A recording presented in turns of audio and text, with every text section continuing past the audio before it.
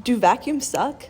We set out to analyze how they work and see how efficient they are using concepts from our fluids class. We began by taking apart our vacuum to see the inner workings. The main fluid mechanical components are the power head, filter, dust cup, motor, and fan. Vacuums work by using a pump to pull air from the head through the dust cup, flowing out through vents in the body. The pressure difference causes particles to be sucked into the vacuum. Vacuums can be modeled as an actuator in a series of pipes. We calculated the pressure drop from the vacuum inlet to the fan since it is equal to the pressure drop across the fan, allowing us to find the system's efficiency. Fluid flows through pipes, which are modeled as having a uniform circular cross-section and length and experience viscous losses. Elbows, orifices, and expansions and contractions experience additional dissipation due to separation, which occurs when fluid flow can no longer follow the wall's contour and forms regions of fluid that do not move downstream but dissipate energy. To simplify our calculations, we assumed that the fluid moving through the vacuum is air at STP and approximated the flow as steady. We also approximated the flow as incompressible because the fluid has a Mach number under 0.3 and neglected hydrostatic pressure due to the low density of air. Additionally, we assumed that the plastic pipes are smooth and used mean flow analysis, which approximates the flow speed by averaging it across the cross-section.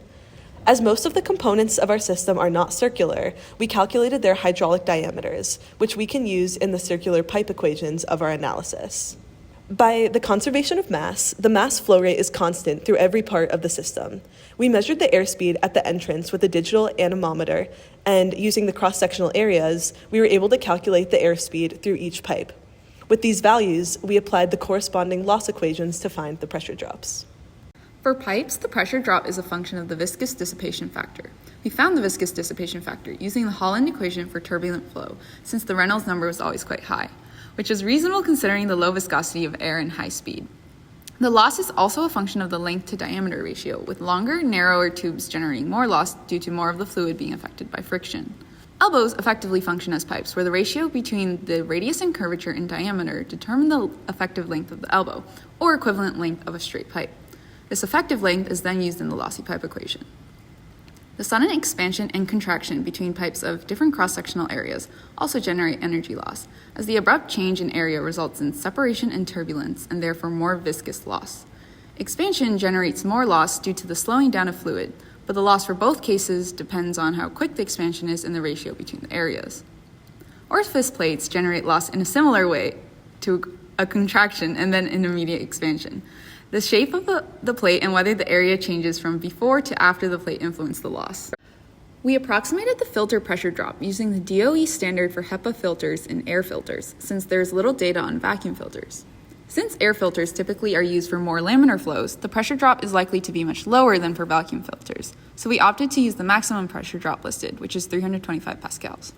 As we can see, the vacuum's head has a hinge that allows it to rotate in comparison to the rest of the vacuum's body, giving it approximately a 90-degree range of motion. We analyzed the system at the two edge cases.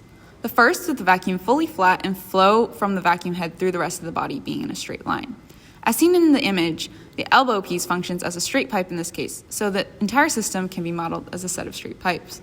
As the vacuum rotates, the angle of the elbow increases and the opening of the orifice plate decreases. Our second case has the vacuum body fully vertical in relation to the head, where the system has a 90-degree elbow and an orifice plate that is narrowest at this orientation. Based on our numbers, the pressure drops through the pipes were very low, while those through expansion and contractions were much higher. Additionally, the bent case experiences more loss than the flat case due to the elbow and plate. Overall, the pressure drop across the vacuum is highest at its vertical orientation. Vacuum cleaners contain universal motors. They are very inefficient. Here, the system efficiency is 17%. However, universal motors have high rotational velocities and are compact, cheap, and have a high power density.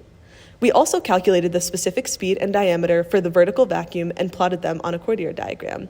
It is close to, but just outside of the optimal range for radial flow pumps. This aligns with our expectations for an inefficient radial flow pump. Here are our references. And in conclusion, our vacuum sucks at sucking.